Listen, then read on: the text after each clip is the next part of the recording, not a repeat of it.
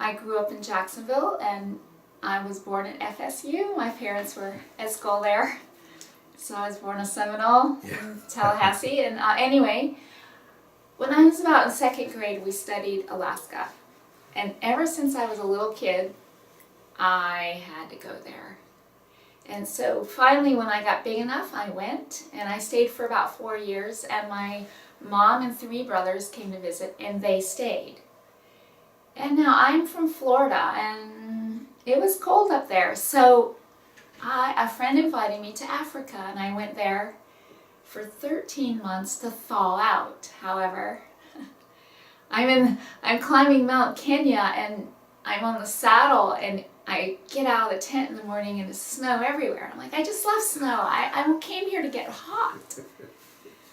But anyway, so when I went back to Alaska in 2000, I believe, 99. My mom and 3 brothers stayed there, and I left and I explored lots of different parts of the world, and so I missed them, and I thought, I'll go visit. And now I'm an RN, and I can get a job, and I love that kind of work. Kind of an adrenaline junkie. ER is my favorite, but you know, I love serving people and helping people out. So I went back in '99, and I got a job. I loved it. And I was a case manager, and I loved it. I worked with Native Alaskans. That was really fun. A great job. I was having my 10-year reunion, high school reunion in Jacksonville.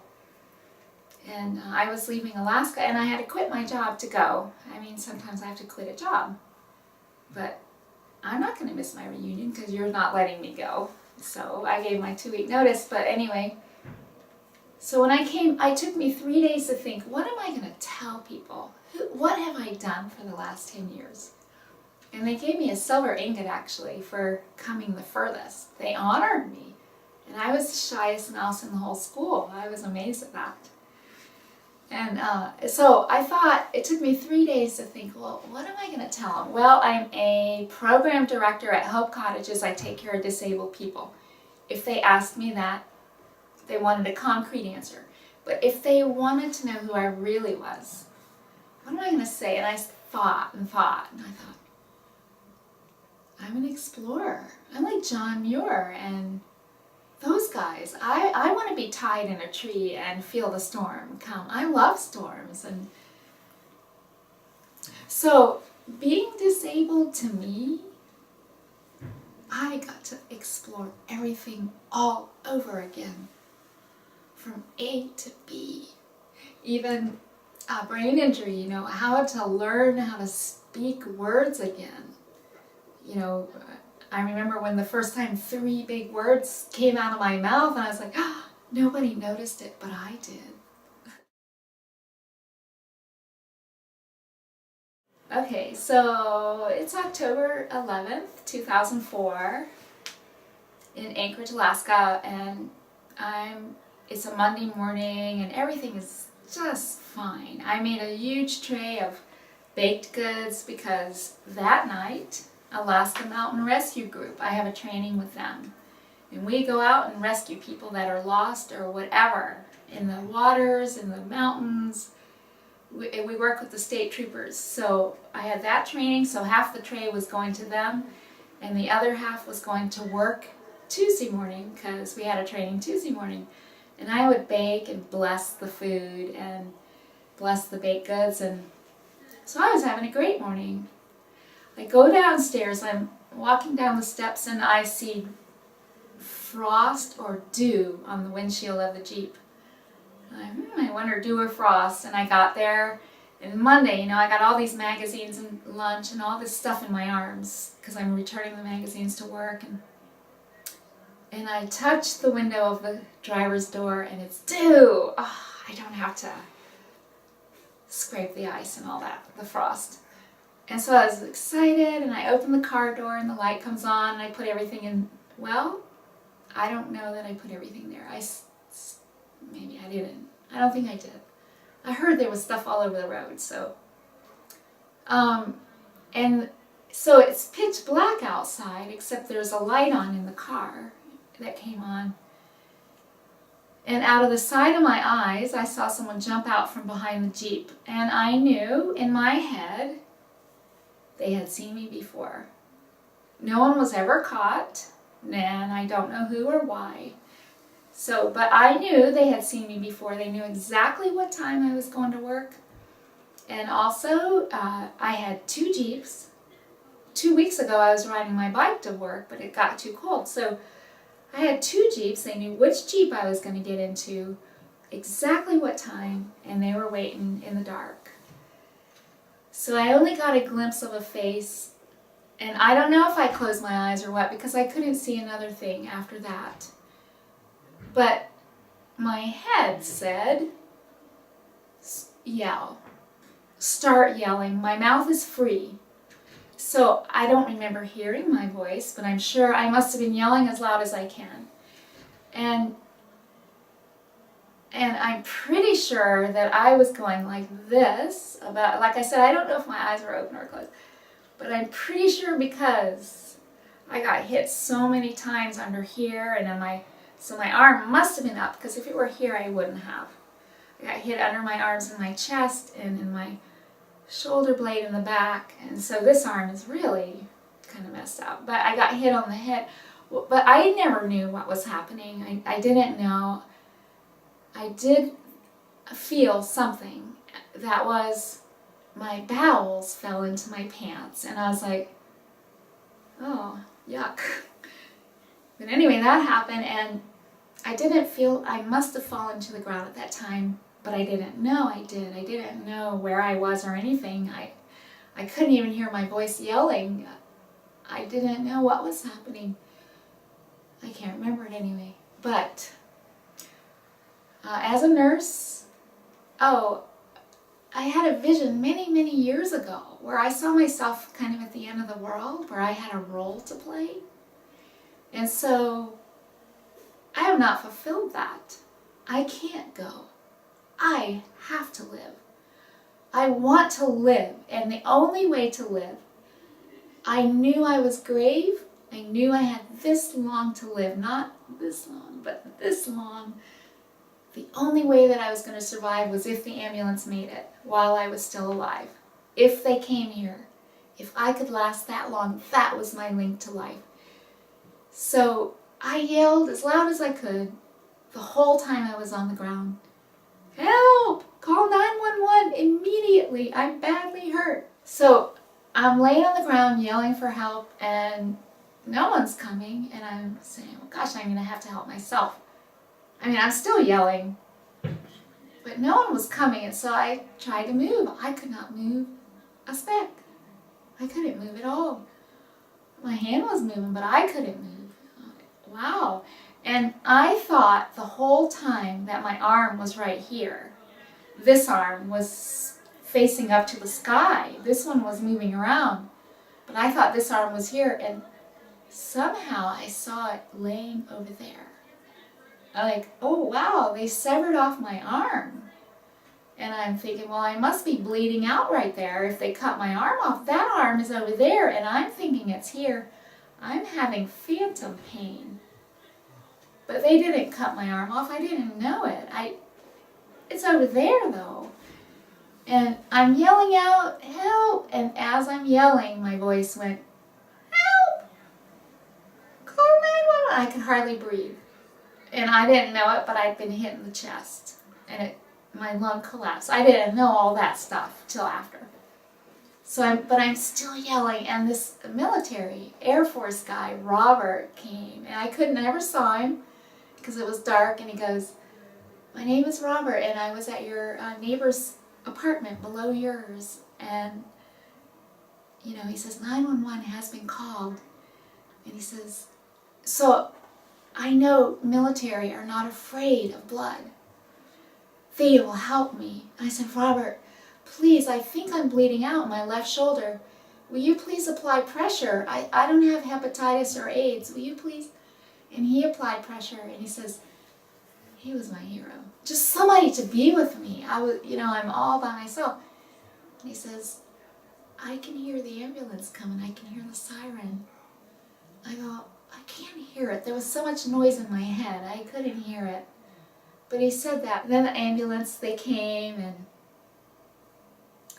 and it was, when I worked in the ER, I had to follow one paramedic for 2 12-hour shifts. I was with him. He was very good. And I told him, I said, please call my mother Helen, and I gave her phone number. And I said, please call work, Avante, and I gave their phone number.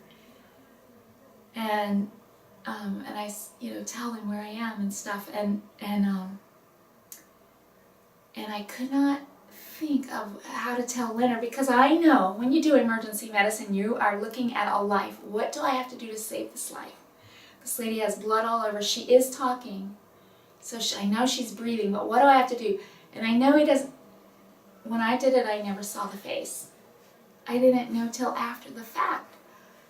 Gosh, that was my boss, or that was so-and-so that I knew. But when you're working, you don't. And so when they did the neck thing, and they rolled me over, and they did it all perfectly. I mean, I've been trained so many times. And I saw my pile of keys right in my face on the ground, and I thought, I don't care about them. They can have the car. I don't need that anymore. I just want to live.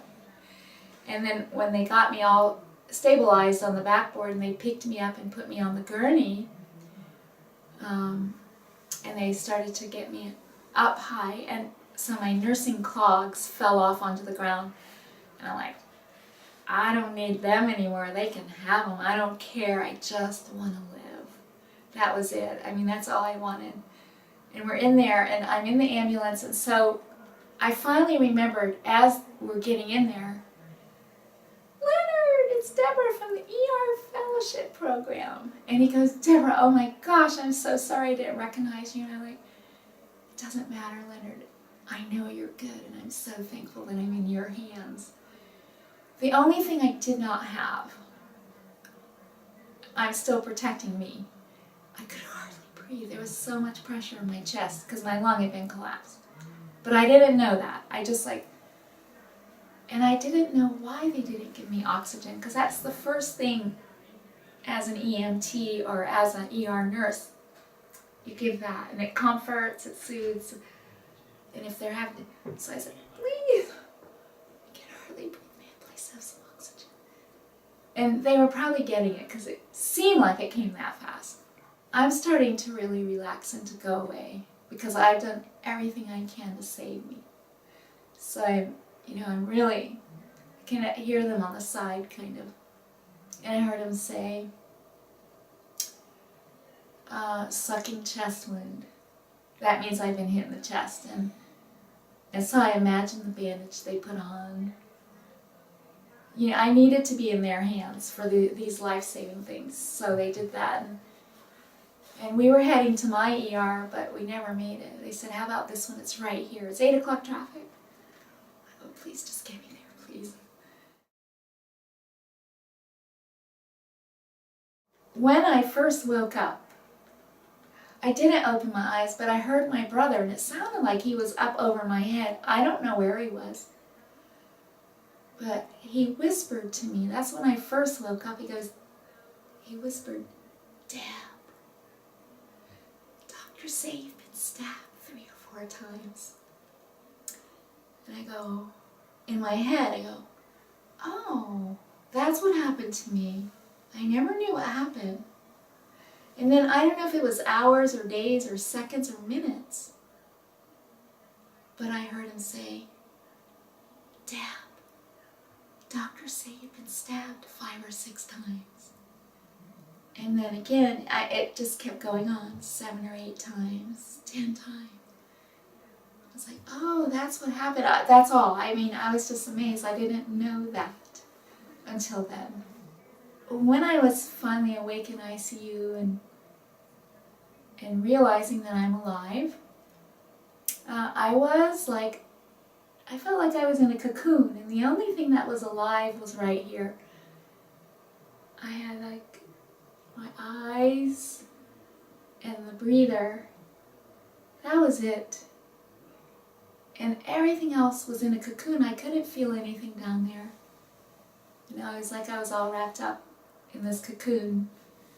I don't know how long that went on, but it was really strange. I think when I became conscious was about, to me, I just say it was 3 weeks, but PT, right?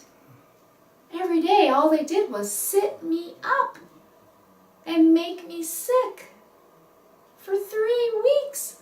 My arm, in the meantime, that can't move is getting frozen shoulder. Forget that. So the poor dear, it's 3 weeks and I'm alert. So the next PT that walked into the room, the poor thing, she comes in on a Saturday. She's a fill-in. And I said, please, will you touch me? No one has ranged me ever. My arm is freezing. It's frozen up now. I can't even... Please, range me. No one is moving my arm. All they do is sit me up and make me sick every day. I mean, they sit me up. I would get so sick. Just... And then they lay me back down. I'd be so sick. So she ranged me, and she had a beautiful accent. And I'm like, your accent is so beautiful. Where are you from? I know that accent. I'm from Nairobi. I like Nairobi. I spent 5.5 months there. No wonder, it's beautiful. It's so nice to meet you. And she became my favorite. This was the most inspiring of all. Remember, I love adventure. So this guy comes in there to the hospital. He introduces himself. Hi, my name is Drew Comfer. I'm your recreational therapist. As an RN, I never even heard of a recreational therapist. Now that I'm disabled, I know lots of recreational therapists, but at that time I never even heard of it. I'm your recreational therapist, and here's my card. As soon as you get strong enough or well enough to tolerate a wheelchair, because I couldn't sit up at all, and I couldn't hold my head up, which they have wheelchairs that hold your head up, that's okay. But I couldn't sit up. It made me sick. So as soon as you can tolerate a wheelchair, we'll get you out of here and we'll do whatever you want. We'll go to the movies, we'll go do whatever you want. And that was so inspiring. I couldn't wait to tolerate a wheelchair. One day I'm going to tolerate a wheelchair. I can't wait. And some doctor came in. Her name was Lois, but I don't know what kind of doctor. And she tested me to see what was happening. And instead of like PT students, OT students, they use a pin. And I always say, don't use a pin. It's awful. Take a Q-tip, a long Q-tip, and use that. One part is sharp and one is soft. So this wonderful doctor, raised up my bed and in this testing room, and she goes, this is soft and this is sharp. Can you feel that? Yeah. Sharp, soft. And then she went all the way down this side of the body. Sharp, so what do I feel? Sharp or soft? Or whatever her language was. I had no idea what I was missing everything. This side. I don't know if it's sharp or not. You know, and maybe it's soft. I can't tell. This whole side didn't know. And also after that, because when she was doing the pokey, the hard, or the soft, or whatever you call that, she discovered, okay, this side, left side, with the paralysis, the paresis, the weakness, she's paralyzed on that side. She can feel. Her other side has no feeling. She has brown saccades. So when I come to like Shands here and go to neurological students, neurology students or like that, they love it. Or PT or OT students, because you study about people with brown saccades, but you never meet them. It's a bookworm. It's a book word. And I have the real McCoy. Wow. I have brown saccades, so I have a strong side, I have a weak side. This side is hyper. It can feel extra hyper. If you do my knee, it'll boing. This side doesn't know those things. So if I ever have to get shots, do it on this side, please. You know that. Sure, why not, right? There are lots of blessings. Yeah. One day, I had a dream. It was so fun. And probably Christopher Reeve and everyone has had this dream. So I was about 3 days on the floor, and I dreamt. It was in the morning. Probably a fast dream because I rarely slept. I dreamt that I got up and I walked to the bathroom by myself. And it was so fun to live that in my dream. I was so excited. And then I woke up and there I was paralyzed. And I'm like, that's okay. That dream made it so worth it, you know, to just have that. I found this in my journal that I forgot about. Could I just read it for a minute? Please do. I just read it and I remembered writing this, but I forgot. Doesn't even have a date. I usually date things. And, Sure, no, please do. but I was thinking to myself one day and I wrote this, and it says, and I'm talking about this experience. I would not wish it on anyone. Not anyone, even my worst enemy, not the guy that did this to me. I would not wish it on anyone, but I would not trade it for the world. So many gifts came, or come, it says come, so many gifts come.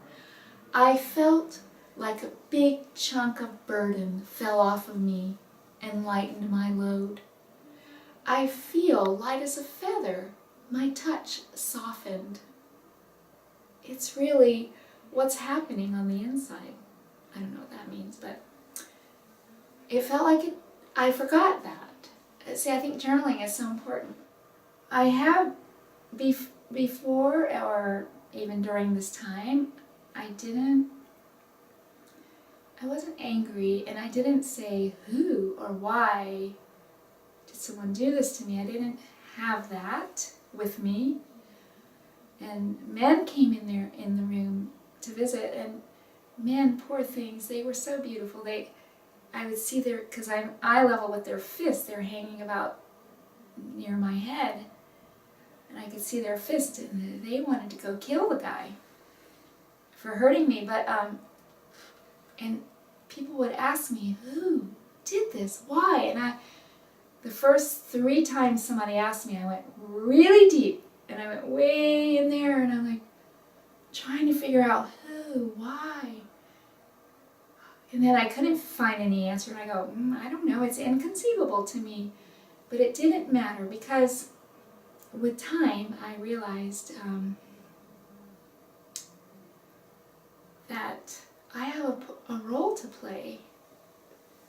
And lots of times I use the word Christ with this as an example. And I go, you know, Judas was one of his 12. He was one of his best friends. And Judas betrayed him. But the thing is that someone had to do it, because Christ had to play his role. And I just say I have a role to play. And who or why isn't that important. You know, I have a role to play. And I better do something with my role, is what I think. And then the other thing is what happened, and this is my message, my key message. You know, I go around and I visit people, and they all want me to meet so-and-so because so-and-so has been injured. And I'm so excited because they almost died, and I want to find out, did they come up with something spiritual, a spiritual message? I had one, and that's my message. And so what happened in the hospital, you know, I have brain injury and I have brown saccades. I can't really read words and I can't concentrate because of the brain injury. So, but someone, the dentist that I used to work for in Utah, sent me a magazine article, and I could read the title. I couldn't read the words. the title said, "Give thanks in all things." Not in some things, but all. Give thanks in all things. And that day in the hospital, I went, I need a journal. I need to start a gratitude list now, today. And only God knew that I said that. And only Father, I usually say, but only He knew that I said that. And that night, a guest came to the hospital that I never met before, a friend of the family, had all kinds of art supplies. Like, how does she know I like art? And key lime cookies, because she knew I was from Florida. This is in Alaska. And she pulled out a journal. It became my journal, this book. And I was like, oh, there's my journal. And she didn't know that I asked for that day. And here's my journal. So I started recording what I could remember. I got it, a lot later. But anyway, I wasn't alert for forever. So I started recording what I remembered. And I started a daily gratitude list. And I wrote things like, once I was out of the hospital, my sister-in-law, I stayed with my brother and his wife for almost a year. She had 4 little kids. And she would have to, a bath, in these days, it's not like just getting in and having a shower. I got one maybe once a week, twice a week, maybe. Even in the hospital, you don't get one every day. So she would take time out of her busy day and pick me up and put me on a shower bench, make sure the temperature's right, and then I could bathe myself after that. But, can you imagine? Then she'd come and get me. Just the feeling of being clean. That was definitely in my gratitude list. And other great things people did for me were in my gratitude list. And one night, and it was about 3 days before my 5th month. For me, when I got injured, I knew exactly. When people say, oh, it's a month, I go, no, it's 2 weeks and 5 days since I've been injured. I knew exactly. Until a year came, then it wasn't, I could relax more with the time. Sure. But anyway, so 3 days before my 5th month, I wrote a huge gratitude list. And it goes usually like, oh, Father, I'm so thankful for, and down at the bottom, something pivotal in my life happened. At the bottom of this list, and I go, oh, Father, I'm so thankful for what happened to me. I'm so thankful that I have the opportunity to get all the dust and the cobwebs out of my life, that I was given another chance to live, so that when I do go, I will go where I want to go. And ever since I said, I'm thankful for what happened to me, it gave me contentment for my new situation. There is nothing I can do, nothing anybody can do. We can't go back. Nobody can make me like I was yesterday before. But it gave me contentment for my new situation. And there is no greater treasure than contentment.